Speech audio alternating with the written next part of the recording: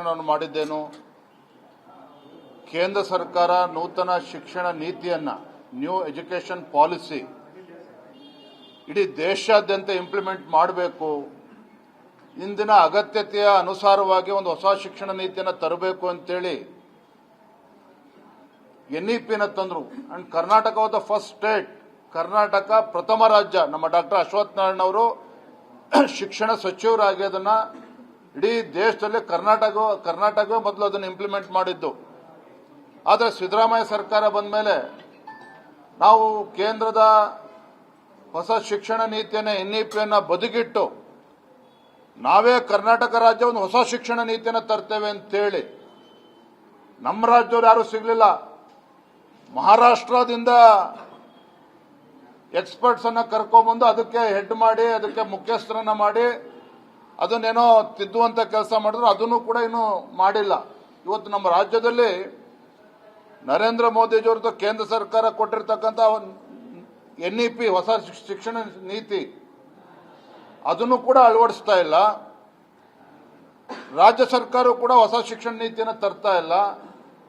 ಇವರ ಹುಚ್ಚಾಟಕ್ಕೆ, ರಾಜ್ಯ ಸರ್ಕಾರದ ಹುಚ್ಚಾಟಕ್ಕೆ ಶಿಕ್ಷಣ ಕ್ಷೇತ್ರ ಇವತ್ತು ಹಾಳಾಗ್ತಾ ಇರುವಂತದ್ದು. ತತ್ಕ್ಷಣವನ್ನು ಮಾಡಿದ್ದೇನು? ಕೇಂದ್ರ ಸರ್ಕಾರ ನೂತನ ಶಿಕ್ಷಣ ನೀತಿಯನ್ನ ನ್ಯೂ ಎಜುಕೇಷನ್ ಪಾಲಿಸಿ ಇಡೀ ದೇಶಾದ್ಯಂತ ಇಂಪ್ಲಿಮೆಂಟ್ ಮಾಡಬೇಕು. ಇಂದಿನ ಅಗತ್ಯತೆಯ ಅನುಸಾರವಾಗಿ ಒಂದು ಹೊಸ ಶಿಕ್ಷಣ ನೀತಿಯನ್ನು ತರಬೇಕು ಅಂತೇಳಿ NEP-ನ ತಂದರು. And Karnataka was the first state. Karnataka ಪ್ರಥಮ ರಾಜ್ಯ. ನಮ್ಮ ಡಾಕ್ಟರ್ ಅಶ್ವಥ್ ನಾರಾಯಣ ಅವರು ಶಿಕ್ಷಣ ಸಚಿವರಾಗಿ ಅದನ್ನ ಇಡೀ ದೇಶದಲ್ಲಿ ಕರ್ನಾಟಕವೇ ಮೊದಲು ಅದನ್ನು ಇಂಪ್ಲಿಮೆಂಟ್ ಮಾಡಿದ್ದು. ಆದರೆ ಸಿದ್ದರಾಮಯ್ಯ ಸರ್ಕಾರ ಬಂದ ಮೇಲೆ ನಾವು ಕೇಂದ್ರದ ಹೊಸ ಶಿಕ್ಷಣ ನೀತಿಯನ್ನು NEP-ಯನ್ನು ಬದಿಗಿಟ್ಟು ನಾವೇ ಕರ್ನಾಟಕ ರಾಜ್ಯ ಒಂದು ಹೊಸ ಶಿಕ್ಷಣ ನೀತಿಯನ್ನು ತರ್ತೇವೆ ಅಂತೇಳಿ ನಮ್ಮ ರಾಜ್ಯದವ್ರು ಯಾರು ಸಿಗಲಿಲ್ಲ. ಮಹಾರಾಷ್ಟ್ರದಿಂದ ಎಕ್ಸ್ಪರ್ಟ್ಸ್ ಅನ್ನ ಕರ್ಕೊಂಡ್ಬಂದು ಅದಕ್ಕೆ ಹೆಡ್ ಮಾಡಿ ಅದಕ್ಕೆ ಮುಖ್ಯಸ್ಥರನ್ನ ಮಾಡಿ ಅದನ್ನೇನೋ ತಿದ್ದುವಂತ ಕೆಲಸ ಮಾಡಿದ್ರು. ಅದನ್ನು ಕೂಡ ಇನ್ನೂ ಮಾಡಿಲ್ಲ.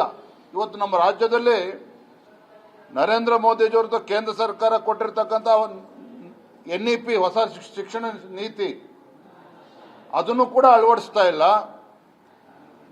ರಾಜ್ಯ ಸರ್ಕಾರ ಕೂಡ ಹೊಸ ಶಿಕ್ಷಣ ನೀತಿಯನ್ನು ತರ್ತಾ ಇಲ್ಲ.